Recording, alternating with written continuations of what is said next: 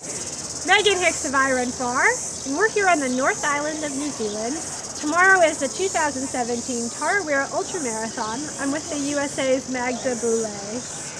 Hi. Hey! We are in the air of the sweet smell of sulfur right now, these thermal features. Pretty incredible view. Modern geology. Geology taking place right now. Absolutely.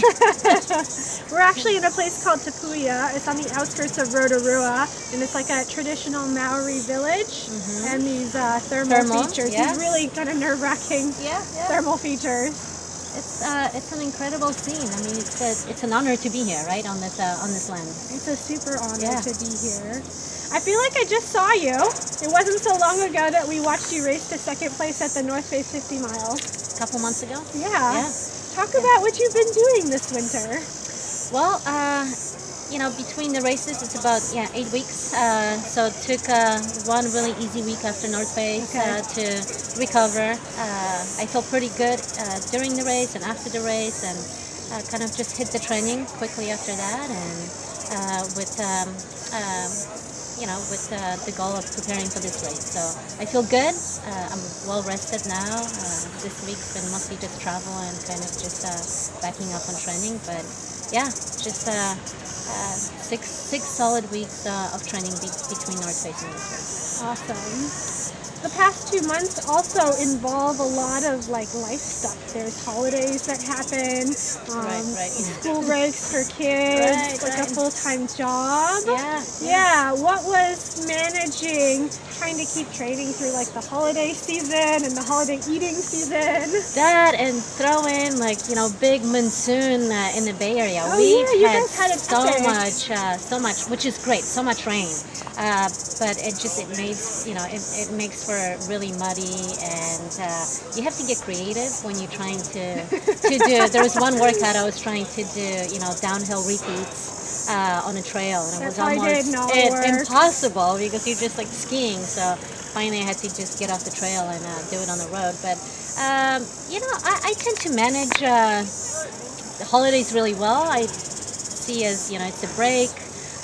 From you're away from work a little bit, so I actually get more rest, and you go to see family. You've got instant babysitting. Suddenly you have you've got I can drive to a pretty trail an hour if I wanted to. So I actually love the holiday season because I do get a little bit more sleep and a little bit more rest, and I get to run with friends at times that I don't usually get to run. So I don't have to get up at 5 a.m. I can sip on my coffee for 2 hours and then go for a run. 2 cups of coffee instead of one.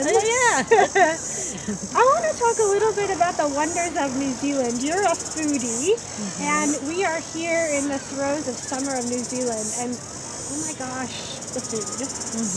Can you talk about what you've been eating these last couple of days? So we stayed north of Auckland for the first couple of days. Piha Beach and Bell Hills Beach, which is northwest of Auckland. And it's pretty remote. They don't really have too many, fancy restaurants, and but what we got to do is we got to just experience some little huts where you come in and pick up fresh eggs and fresh fruit and vegetables.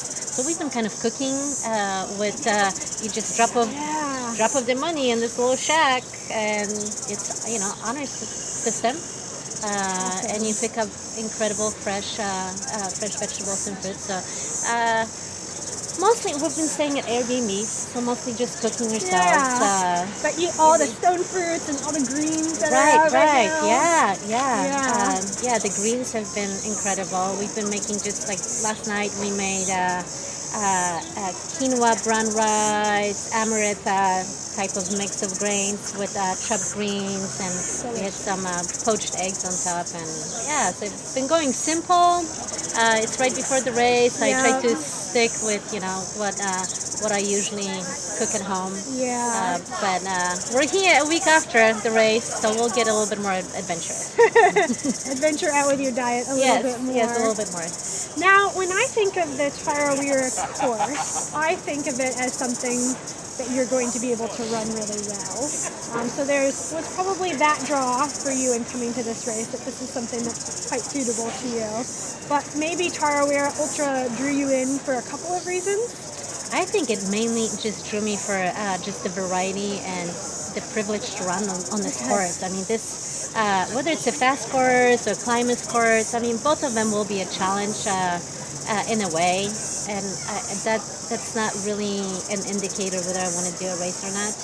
But the fact that you get to run through some of the most amazing, sacred trails is definitely something that drew me to this course. I mean, there's going to be such a variety of mountains and forests and lakes.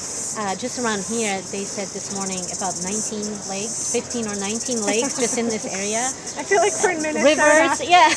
So I think the variety is going to be just stunning, and I just want to experience that. Talk a little bit about the women's race, if you can. There's some dueling personalities and dueling running styles amongst the front of the women. There's Camille Herron, who usually races aggressively. Right. There's you, who usually goes out fairly hard, but you have said that you try to stay in a natural place for you. Yeah. And then there's like the conservative girls, like the Fernanda Maciel, who takes it kind of easy, but always like shadows and picks people off late in races. Yeah, it'll be interesting because we do have all different styles of racing. And this is not a 100-mile race. It's a little bit shorter. So usually in a 100-mile race, it doesn't really matter. You kind of eventually somewhere in the middle find, hey, this is the kind of a pack that is leading race, and things can change even after that. But here, I mean, it's a 100K, and it's it's kind of crazy for me to say it's short, but it's a quick race. Yeah. So it'll be interesting. I'm looking forward to it. It's definitely going to be a challenge. The women in the race are incredibly talented, and if anyone has a good day, you never know. Someone's gonna stick it. It's just a matter of who. It's a matter of who's going to do it. You and Camille probably have the fastest leg speed among the girls in the field. Camille usually takes things out pretty hot. If she goes out hot tomorrow, do you think you'll mark her? Do you think you'll wait and respond later? Yeah, I've learned over the years that I really just go by how I feel versus kind of responding to someone else's race. And I'll stick to that. I usually get a pretty good feeling like in the first few miles, like, hey, I'm feeling really, really good. Today's gonna go okay. Today is my day. Although just because you don't feel good in the beginning doesn't mean it's not your day, but you have to respect that and kind of play to that. I don't push through the feeling like I feel awful. I'll just go harder because it feels bad. I kind of respect that and try to I try to bring out that good feeling, because even with 100K, you're still out there for at least an hour, and it can be really miserable if you don't respect the way you feel. The course runs really interestingly in that the last 40K are essentially like a rolling marathon, which like theoretically suits somebody with sub 230 marathon speed like you, like perfectly. So in your head, is there part of you who's going to be thinking, I need to save myself and save that turnover so I can hammer the final 40K, or? Yes, part of me feels that I better get to that part of the course and feel good because I would like to take advantage of it. I mean, I love like rolling hills, and this is kind of what home is like. So naturally, I want to feel good, and who doesn't want to feel good at the end of the race? You do want to, there is something about having something in your legs in the last part of your race, no matter how long or how short the race is, even if it's a 5K. It's like you want to have it. You want to feel good and be able to kind of switch, your turnover and finish strong and get to that finish line. So yes, I'm looking forward to that last 40 miles, 40 miles. 40K, Oh, 40K. I think, yeah. 40K, not 40 Yeah. miles. Okay, so last question. This race is part of sort of a grand and hopeful build-up for you Right. for the rest of this year. Can you talk a little bit about what you're aiming for in the first parts of the year? Right.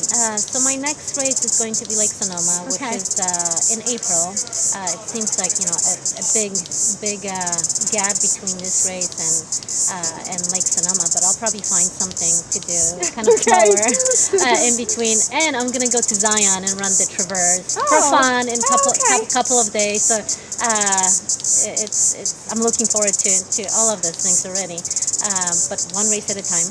Okay. And I presume with Lake Sonoma, you'll be hunting the golden ticket. So I'll be hunting the golden ticket and, hoping that I have a great day. And if I do, I go to Western States, which is going to be incredible year for me if I can come back and combine that with UTMB in the summertime.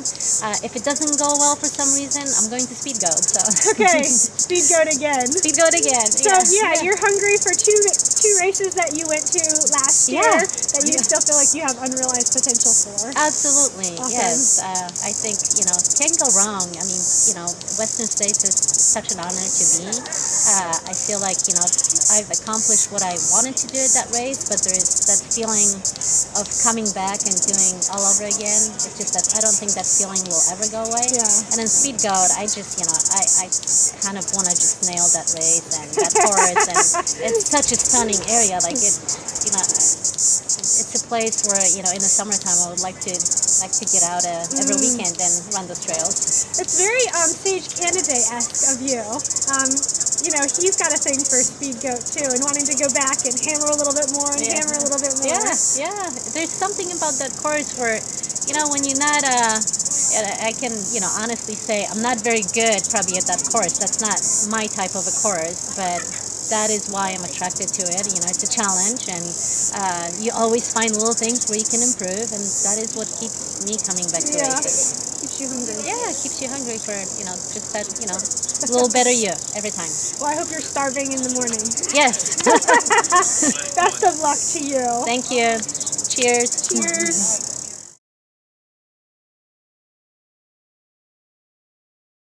Yes. Bonus question for you, Magda.